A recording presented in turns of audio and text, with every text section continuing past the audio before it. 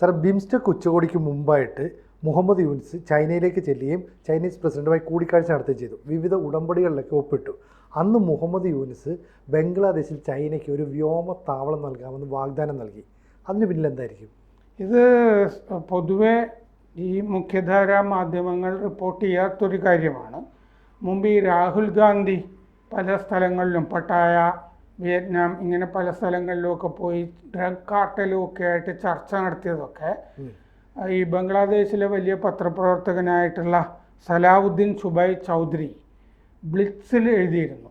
അദ്ദേഹത്തിൻ്റെ തന്നെ പത്രമായിട്ടുള്ള അദ്ദേഹമാണിത് ഒരു പ്രതിരോധ ജേണലിൽ എഴുതിയതാണ് ഞാൻ വായിച്ചത്. അദ്ദേഹം പറഞ്ഞിരിക്കുന്നത്, യൂനുസ് ചൈനയെ ക്ഷണിച്ചിരിക്കുകയാണ്, നിങ്ങൾക്കൊരു വ്യോമത്താവളം ബംഗ്ലാദേശിൽ തരാം. അത് ഉദ്ദേശിക്കുന്നത് ലാൽ മണിർ ഹാട്ട് ജില്ലയിലാണ് ഇത് കൊടുക്കാമെന്ന് പറഞ്ഞിരിക്കുന്നത്. അതിൻ്റെ പണിക്ക് വേണ്ടിയിട്ട്, ആ വ്യോമത്താവളത്തിൻ്റെ പണിക്ക് വേണ്ടിയിട്ട് ഒരു പാകിസ്ഥാൻ കമ്പനിക്ക് സബ് കോൺട്രാക്റ്റ് കൊടുക്കാം, അതിനുള്ള നീക്കവും നടക്കുന്നതായിട്ട് ഇദ്ദേഹം റിപ്പോർട്ട് ചെയ്യുന്നുണ്ട്. അതിൻ്റെ കൂടുതൽ വിശദവിവരങ്ങളൊന്നും അദ്ദേഹം പറഞ്ഞിട്ടില്ലെങ്കിലും കഴിഞ്ഞ ദിവസങ്ങളിൽ ഈ യൂനുസിൻ്റെ വല്ലാത്തൊരു പ്രസ്താവന ഇന്ത്യക്കെതിരെ ഉണ്ടായിരുന്നു. ചൈനയിൽ നിന്ന് മടങ്ങിയ ഈ പുതുക്കത്തിൽ എന്ന് പറയുമല്ലോ, ചൈനയിൽ നിന്ന് മടങ്ങിയൊരു സന്തോഷത്തിൽ അങ്ങേര് പറഞ്ഞിരുന്നു, അങ്ങേരാണ് ഇന്ത്യ സമുദ്രത്തിൻ്റെ കാവൽക്കാരൻ, സംരക്ഷകൻ എന്ന് പറഞ്ഞു. മാത്രമല്ല അങ്ങേര് പറഞ്ഞു, ഈ നോർത്ത് ഈസ്റ്റിൽ ഇന്ത്യയുടെ വടക്ക് കിഴക്കൻ സംസ്ഥാനങ്ങൾ, സപ്ത സഹോദരിമാർ, ആ സംസ്ഥാനങ്ങൾക്കൊന്നും കടലില്ല, ലാൻഡ് ലോക്ക്ഡാണ്, മൊത്തം കരയാണ്. അപ്പോൾ അവർ പേടിക്കണം എന്നാണല്ലോ അതിൻ്റെ അർത്ഥം, കരയാണ്. അതുകൊണ്ട് ഈ ചൈന ബംഗ്ലാദേശിൽ വന്നിട്ട് ഇത്തരം താവളങ്ങളുമൊക്കെ കൈവശപ്പെടുത്തി കഴിഞ്ഞാൽ ചൈനയ്ക്ക് നല്ലതാണ് എന്നുള്ള അർത്ഥത്തിലാണ് ഈ പറയുന്നത്. നമുക്കുള്ള ഭീഷണിയാണത്. അപ്പോൾ ആ ഭീഷണിയുടെ പിന്നിൽ ശരിക്കും എന്താണ് എന്നൊക്കെ ഞാൻ ആലോചിച്ചിരുന്നതാണ്. അപ്പോഴാണ് ഈ ചൗധരിയുടെ റിപ്പോർട്ട് വരുന്നത്, അവിടെ വ്യോമത്താവളം കൊടുക്കാം എന്ന്. ഈ വ്യോമത്താവളം കൊടുക്കാം എന്ന് പറഞ്ഞ റിപ്പോർട്ടിലും അതിന് മുമ്പ് മറ്റ് മാധ്യമങ്ങളിലൊക്കെ വന്ന റിപ്പോർട്ടിലുമൊക്കെ ഈ മംഗള തുറമുഖം ഉണ്ട് ബംഗ്ലാദേശിൽ.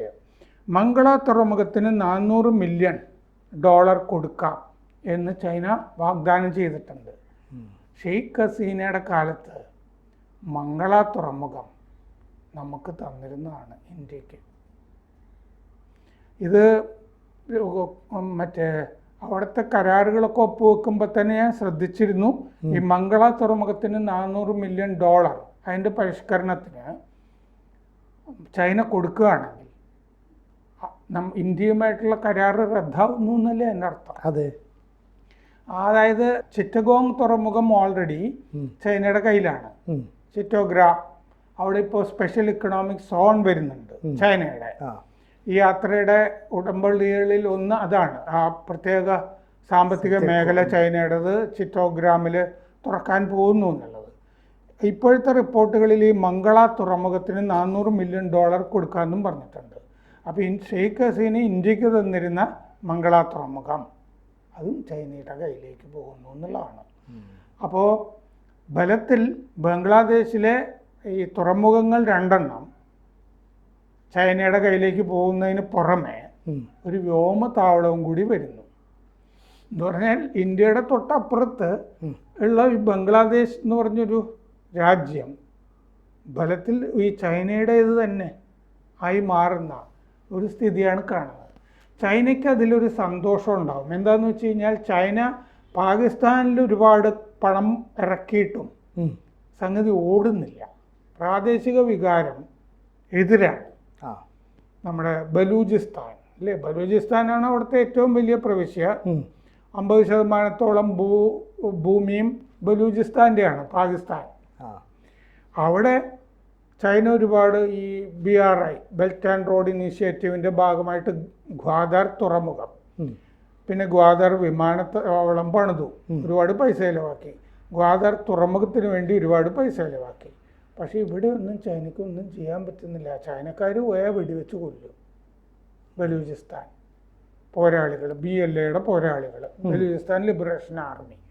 അപ്പോൾ ചൈന നോക്കുമ്പോൾ പാകിസ്ഥാനിന് ബദലായിട്ട് ഇന്ത്യക്കെതിരെ ബംഗ്ലാദേശിൽ കാര്യങ്ങൾ ചെയ്യാം. നേപ്പാൾ ഏതായാലും അവരുടെ കയ്യിലിരിക്കുകയാണോ? നേപ്പാളിലും പ്രക്ഷോഭങ്ങൾ ഉയർന്നുകൊണ്ടിരിക്കുകയാണ്, ഈ പാകിസ്ഥാനിലും ധാരാളം പ്രക്ഷോഭങ്ങളുള്ളതുപോലെ. അപ്പം നമുക്കൊരു വലിയ ഭീഷണി അയലത്തൊരുങ്ങി വരുന്നു. പിന്നെ ചാറ്റോഗ്രാം ഇക്കണോമിക് സോണിന് $150 മില്യൺ ആണ് വിലയിരുത്തിയിരിക്കുന്നത്. അതിനേക്കാൾ കൂടുതലും മംഗള തുറമുഖത്തിന്. ഈ തുറമുഖം ഒരു വിദേശ രാജ്യത്തിൻ്റെ കയ്യിൽ വന്നു കഴിഞ്ഞാൽ അതൊരു സൈനിക താവളവും കൂടിയാണ്. തുറമുഖത്തിലാണല്ലോ കപ്പലുകളൊക്കെ വന്നെടുക്കുന്നത്, അതെ, യുദ്ധക്കപ്പലാണെങ്കിലും. ബംഗ്ലാദേശിലേക്ക് ഇപ്പോൾ 2 ചരക്ക് കപ്പലുകൾ പാകിസ്ഥാനിൽ നിന്ന് വന്നല്ലോ. 1971 ബംഗ്ലാദേശ് ഉണ്ടായതിന് ശേഷം അല്ലേ, കറാച്ചിയിൽ നിന്ന് 2 കപ്പലുകൾ വന്നു. ആ കപ്പലുകളിൽ ആയുധങ്ങളായിരുന്നു എന്നൊരാൾ പാകിസ്ഥാൻകാരൻ തുറന്നു പറയുകയും ചെയ്തു. പിന്നെ റിവർ വാട്ടർ മാനേജ്മെൻറ്റ്, പുഴ പാകിസ്ഥാനിൽ ബംഗ്ലാദേശിലെ അതിൻ്റെ നിയന്ത്രണമൊക്കെ ചൈനയെ ഏൽപ്പിക്കുന്നതായിട്ടും വാർത്ത വരുന്നുണ്ട്. പ്രത്യേകിച്ചും ടീസ്റ്റ എന്ന് പറഞ്ഞ പുഴയുടെ വെള്ളം, അതിൻ്റെ മാനേജ്മെൻറ്റും ഒക്കെ. അപ്പോൾ ടീസ്റ്റ പുഴയിലൊരു ബരാജ് പദ്ധതി വരുന്നുണ്ട്, ഒരണ കെട്ടുന്ന പദ്ധതി, ചൈന പണം മുടക്കിയിട്ട്. ടിബറ്റിൽ നിന്ന് ഇന്ത്യയിലേക്ക് ഒഴുകി ബംഗ്ലാദേശിൽ തീരുന്ന യാർലുങ് സാങ്ബോ എന്ന് പറഞ്ഞ നദി, ആ യാർലുങ് സാങ്ബോ ജമുന എന്ന് പറഞ്ഞ പുഴയുടെ ഹൈഡ്രോളജിക്കൽ ഇൻഫർമേഷൻ അത് ബംഗ്ലാദേശ് ചൈനയ്ക്ക് പങ്കിടാനുമായിട്ട്, ചൈനയുമായിട്ട് ഷെയർ ചെയ്യാനുമായിട്ടും ധാരണയായിട്ടുണ്ട്. ഈ പുഴ പെട്ടെന്ന് കേട്ടപ്പോൾ മനസ്സിലായിട്ടുണ്ടാവില്ലായിരിക്കും, അതാണ് ബ്രഹ്മപുത്ര. ഓ ശരി. അത് അവിടുത്തെ പേര് ചൈന കൊടുത്തിരിക്കുന്ന ടിബറ്റിലെ പേരാണ് ഈ യാർലുങ് സാങ്ബോ എന്നുള്ളത്. അത് നമ്മുടെ നാട്ടിൽ വരുമ്പോൾ അത് ബ്രഹ്മപുത്രയായിട്ട് മാറും. അപ്പോൾ ബംഗ്ലാദേശിൽ ചെന്ന് അതിൻ്റെ വിവരങ്ങൾ മുഴുവൻ ബ്രഹ്മപുത്രയിലാണല്ലോ, ഈ പുഴയിലാണെന്ന് അപ്പുറത്ത് ലോകത്തിലെ ഏറ്റവും വലിയ ഡാം കിട്ടുന്നത് ഇന്ത്യക്കെതിരെ, അരുണാചലിൻ്റെ അപ്പുറത്ത് ചൈന 5 ഡാമുകൾ, ലോകത്തിലെ ഏറ്റവും വലിയ ഡാം. നമ്മളും അരുണാചൽ പ്രദേശിൽ ബദൽ ഡാം പണിയാൻ പോകുന്നുണ്ട്. അപ്പോൾ ഈ വ്യോമതാവളം ഒക്ടോബറിൽ പണി തുടങ്ങും എന്നാണ് ചൗധരിയുടെ റിപ്പോർട്ടിൽ കാണുന്നത്. ഏപ്രിൽ 24 പാകിസ്ഥാൻ വിദേശകാര്യമന്ത്രി ഇഷാഖ് ദർ ബംഗ്ലാദേശ് സന്ദർശിക്കുന്നുണ്ട്. നമ്മുടെ ശത്രുക്കളെല്ലാം കൂടി കൈകോർക്കുകയാണ്. എന്നിട്ട് ഈ വിദേശകാര്യ സെക്രട്ടറി പാകിസ്ഥാൻ്റെ അംന ബലോച്ച് അവരും ഏപ്രിൽ 17 എത്തുന്നുണ്ട്. അപ്പോൾ പാകിസ്ഥാൻ്റെ വിദേശകാര്യ സെക്രട്ടറി വരുന്നു, വിദേശകാര്യ മന്ത്രി വരുന്നു ബംഗ്ലാദേശിലേക്ക്. പാകിസ്ഥാൻ വിദേശകാര്യ അഡീഷണൽ സെക്രട്ടറി ഇമ്രാൻ അഹമ്മദ് സിദ്ദിഖി ഈയിടെ ബംഗ്ലാദേശിലെത്തിയിരുന്നു. പാകിസ്ഥാനും ചൈനയുടെ ഒരു കൈയാണല്ലോ. അതെ. ഏപ്രിൽ 17 വിദേശ സെക്രട്ടറി തല യോഗം വിളിച്ചിട്ടുണ്ട് ഇവിടെ ബംഗ്ലാദേശിൽ. ബംഗ്ലാദേശ് വിദേശകാര്യ സെക്രട്ടറി ജഷീമുദ്ദീൻ അതിൽ പങ്കെടുക്കും. പിന്നെ ഉപദേഷ്ടാവുണ്ടല്ലോ വിദേശകാര്യ തൗഹീദ് ഹുസൈൻ, അയാളും മറ്റേ ധറും കൂടി കാണുകയും ചെയ്യും. പാകിസ്ഥാൻ വിദേശകാര്യ മന്ത്രി ഇഷാഖ് ദറുമായിട്ട് കാണും. ഇവിടുത്തെ വിദേശകാര്യ ഉപദേഷ്ടാവ് തൗഹീദ് ഹുസൈൻ കാണും. പിന്നെ ചരക്ക് കപ്പലുകൾ വന്നിരുന്നു പാകിസ്ഥാനിൽ നിന്ന്. ഇനി ചെയ്യാൻ പോകുന്നത് എന്താണെന്ന് വെച്ച് കഴിഞ്ഞാൽ, പാകിസ്ഥാൻ്റെ ചെലവ് കുറഞ്ഞ airline, low cost airline fly Jinnah എന്നാണ് അതിൻ്റെ പേര്. ആ ഫ്ലൈ ജിന്ന ബംഗ്ലാദേശിലേക്ക് വിമാന സർവീസ് തുടങ്ങാൻ പോകും. ആദ്യമായിട്ടാണ് ഒരു വിമാന സർവീസ് പാകിസ്ഥാനിൽ നിന്ന് ബംഗ്ലാദേശിലേക്ക് ആരംഭിക്കാൻ പോകുന്നത്. അതിന് അനുമതിയായി. ഇനി ബാക്കി കാര്യങ്ങൾ പാകിസ്ഥാൻ ചെയ്യണം. പക്ഷേ ബംഗ്ലാദേശ് എപ്പോഴും പറയുന്നത് എന്തിടപാടും നടക്കുമ്പോൾ 1971 യുദ്ധത്തിൻ്റെ കാര്യത്തിലൊരു മാപ്പ് പാകിസ്ഥാൻ ഒരുപാട് പേരെ കൂട്ടക്കൊല ചെയ്തല്ലോ, മാപ്പ് പറയണം. പിന്നെ നഷ്ടപരിഹാരം വേണം. 8 ലക്ഷം പാകിസ്ഥാൻകാർ ബംഗ്ലാദേശിലുണ്ട്, പലായനം ചെയ്തവർ.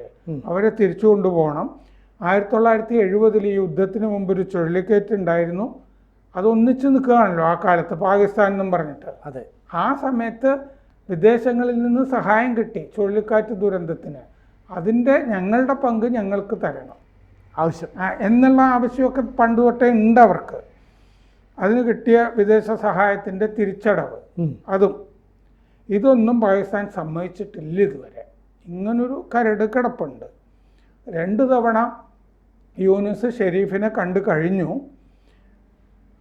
മറ്റേ ഷെരീഫ് എന്ന് പറഞ്ഞാൽ പാകിസ്ഥാൻ്റെ പ്രധാനമന്ത്രി ഷഹബാസ് ഷെരീഫിനെ ന്യൂയോർക്കിലും ഈജിപ്തിലും വെച്ചാണ് കണ്ടുകൊണ്ടിരുന്നത്. ഇനി ജൂണിൽ പാകിസ്ഥാൻ സന്ദർശിച്ചേക്കും. ഇങ്ങേര് പാകിസ്ഥാൻ സന്ദർശിച്ചേക്കും യൂനുസ് ജൂണിൽ. അത് ഏതാണ്ട് ക്ഷണമൊക്കെ സ്വീകരിച്ചിട്ടുണ്ട് അങ്ങോട്ടേക്കുള്ള. പക്ഷേ Bangladesh, Al-Qaeda, IS, Hizb ut Tahrir, Hefazat Islam, Hamas ഇതിനെയൊക്കെ പ്രോത്സാഹിപ്പിച്ച് ഇതിൻ്റെയൊക്കെ കയ്യിലാണ് ഒരു വശത്ത്. അതിൻ്റെ കൂടെയാണ് ഈ പാകിസ്ഥാനും ചൈനയും കൂടി ബംഗ്ലാദേശിൻ്റെ ഉള്ളിൽ കളിച്ചുകൊണ്ടിരിക്കുന്നത്. അപ്പോൾ അവിടെ ഒരു വ്യോമതാവളം വരുന്നത്, നമ്മുടെ തുറമുഖം മംഗള അത് ചൈനയിലേക്ക് കൈമാറുന്നത്, ഇതൊക്കെ വലിയ ഭീഷണി തന്നെയാണ് നമുക്ക്. അയലത്ത് ചൈന വന്ന് താവളം കൂടുന്നത്, കൂടാരം ഒരുക്കുന്നതൊക്കെ വലിയ ഭീഷണിയാണ്. പക്ഷെ ഇപ്പം ചൈനയും ഇന്ത്യയും തമ്മിൽ നല്ല ബന്ധമല്ലേ? അപ്പോൾ ചൈന അത്തരം ഒരു സാഹചര്യങ്ങൾ അതൊക്കെ തോന്നുന്നതാണ്. ചൈനയും ഇന്ത്യയും തമ്മിൽ ഒരിക്കലും നല്ല ബന്ധമാകാൻ പറ്റില്ല. ചൈന എന്താണെന്ന് വെച്ച് കഴിഞ്ഞാൽ നമുക്ക് ഡ്രാഗണും ആനയും തമ്മിൽ ആലിംഗനം നടത്തണം എന്ന് ഷീ അടുത്ത കാലത്ത് പറഞ്ഞിരുന്നു. എന്ന് പറഞ്ഞാൽ കച്ചവടം നന്നായിട്ട് നടക്കണം. അതെന്താണെന്ന് വെച്ചാൽ അമേരിക്കൻ വിരുദ്ധമാണ് ചൈന. ഈ ഭാഗത്ത് ചൈന കഴിഞ്ഞാൽ പിന്നെ ഏറ്റവും വലിയ ശക്തിയാണ് അമേരിക്ക. അപ്പോൾ ഇന്ത്യ. ചൈന കഴിഞ്ഞാൽ ഇന്ത്യ. അപ്പോൾ ഇന്ത്യയും ചൈനയും കൂടി അമേരിക്കയെ പ്രതിരോധിക്കണം, ഇന്ത്യയെ അതിന് സഹായത്തിന് കിട്ടണം എന്നുള്ള ദുഷ്ടലാക്കാണ് ചൈനയ്ക്ക്. കച്ചവടം, അത്യാവശ്യം കച്ചവടങ്ങളൊക്കെ നടക്കണം. നമ്മളെന്താന്ന് വെച്ചാൽ യുദ്ധം ചെയ്ത് നമ്മൾ തോറ്റിട്ടുള്ള ആളുകളാണ് 1962 അവരുമായിട്ട്. ഒരിക്കലും നമുക്ക് വിശ്വസിക്കാൻ കൊള്ളുന്ന ആളുകളല്ല അവർ. അവരുടെ ബന്ധങ്ങളൊന്നും അങ്ങനെയല്ല. അവർ ഈ ഡീപ്പ് സ്റ്റേറ്റുമൊക്കെ ആയിട്ട് ബന്ധപ്പെട്ട് നിൽക്കുന്ന ആളുകളാണ് അവർ. രാഹുലിൻ്റെ വലിയ സുഹൃത്തുക്കളുമാണ്. വിശ്വസിക്കാൻ പറ്റില്ല. എങ്ങനെയാണ് വിശ്വസിക്കാൻ പറ്റില്ല? ദോക്ലാം, എത്ര ലഡാക്ക് അല്ലേ, എത്ര സംഘർഷങ്ങളാണ് അതിർത്തിയിൽ. ഇടയ്ക്കിടയ്ക്ക് അവരിങ്ങനെ അതിർത്തിയിൽ പ്രശ്നങ്ങൾ ഉണ്ടാക്കി കൊടുക്കും. ജലയുദ്ധം അല്ലേ വരാൻ പോകുന്നത്. ഈ 5 ഡാമിൻ്റെ കഥ ഈ കൂട്ടത്തിൽ തന്നെ നമ്മൾ പറഞ്ഞല്ലേ. നമുക്കെതിരെ ഡാം പണിയുന്നതുകൊണ്ട് മഴക്കാലത്ത് ഇവിടെ വെള്ളപ്പൊക്കം, ആസാമിലുമൊക്കെ. വരൾച്ചക്കാലത്ത് ഈ മഴയില്ലാത്ത കാലത്ത് ഇവിടെ വരൾച്ച. ഇതൊക്കെയാണ് 5 ഡാം കൊണ്ടുണ്ടാകാൻ പോകുന്നത്. അത്രയും വലിയ ഡാമൊന്നും നമ്മൾ അരുണാചൽ പ്രദേശിൽ ഉദ്ദേശിക്കുന്നില്ല. അരുണാചൽ പ്രദേശിലാണെങ്കിൽ അവർ പരിസ്ഥിതി മൗലികവാദികളെയൊക്കെ കൂട്ടിച്ചേർത്ത് ആ ഡാമിനെതിരെ നീക്കവും നടത്തുന്നുണ്ട്. എപ്പോഴും നമുക്ക് ഇങ്ങനെ ടോർപിഡോ വെച്ചുകൊണ്ടിരിക്കുന്ന ഒരു രാജ്യമാണ് ചൈന. അതുകൊണ്ടാണല്ലോ നമ്മൾ ഇവിടെയുള്ള ചൈനീസ് നിക്ഷേപങ്ങൾ സ്വീകരിക്കാത്തത്. അല്ലെങ്കിൽ നമുക്ക് എത്ര സ്വീകരിക്കാമായിരുന്നു. നമ്മുടെ സ്റ്റാർട്ടപ്പുകളിൽ അവർ എത്രയോ നിക്ഷേപിക്കാൻ തയ്യാറായതാണ്. നമ്മൾ ആപ്പുകൾ നിരോധിച്ചു. കാരണം ഈ ആപ്പുകൾ എന്നൊക്കെ പറഞ്ഞു കഴിഞ്ഞാൽ മുഴുവൻ ഈ ചാരപ്രവർത്തനവും അങ്ങനത്തെ കാര്യങ്ങളുമൊക്കെ ആയിരിക്കും. അപ്പോൾ നമുക്ക് എല്ലാ രാജ്യങ്ങളുമായിട്ടും അടുപ്പം, അമേരിക്കയുമായിട്ടും അടുപ്പം അല്ലേ, റഷ്യയുമായിട്ടും അടുപ്പം, ഇതൊക്കെ ആയിട്ട് നടക്കാം എന്നല്ലാതെ ചൈനയെ നമ്മൾ വിശ്വസിക്കുന്ന പ്രശ്നമേ ഇല്ല. കാരണം ഒരു കാലത്ത് നെഹ്റു ഇന്ത്യ ചീനി ബായ് എന്ന് പറഞ്ഞ് നടന്നിട്ടാണ് അങ്ങേർക്കിട്ട് തന്നെ അവർ പണി കൊടുത്തത് 1962. അങ്ങനെ കമ്മ്യൂണിസ്റ്റായിട്ട് നടന്ന ആളാണല്ലോ 1962 യുദ്ധം പണി കൊടുത്തത്. അതായത് ഇപ്പോഴത്തെ മോദി സർക്കാരിനേക്കാളൊക്കെ എത്രയോ സൗഹൃദം ഭാവിച്ച് നടന്ന ആളാണ്, കമ്മ്യൂണിസ്റ്റായിട്ടും ഭാവിച്ച് നടന്ന ആളാണ്. നമ്മളിതിനൊക്കെ മറുപടി കൊടുത്തിട്ടുണ്ട്. ജയശങ്കർ കഴിഞ്ഞ ദിവസം യൂനിസിനും മറുപടിയൊക്കെ കൊടുത്തിട്ടുണ്ട്. ചൈനയിൽ പോയി കഴിഞ്ഞപ്പോൾ കുറേയും കൂടി ഈ യൂനുസ് ഇന്ത്യ വിരുദ്ധരായി. അങ്ങനെയാണ് നമ്മൾ കാണുന്നത്. അപ്പോൾ എന്തൊക്കെ മസ്തിഷ്ക പ്രക്ഷാളനം നടന്നുണ്ടാവും. ഞങ്ങൾ ഇത്ര പൈസ തരാം, അങ്ങനെ പൈസ തരാം, ഞങ്ങളുടെ കങ്കാണിയായിട്ട് നിൽക്കുക എന്ന് എന്നാണ് ഷീ പറഞ്ഞിട്ടുണ്ടാവുക. അതാണ് സംഭവം. കൂടുതൽ വാർത്തകളും വിശേഷങ്ങളും നിങ്ങളിലേക്ക് എത്താൻ ABC മലയാളം സബ്സ്ക്രൈബ് ചെയ്യുക, ബെൽ ബട്ടണും അമർത്തുക.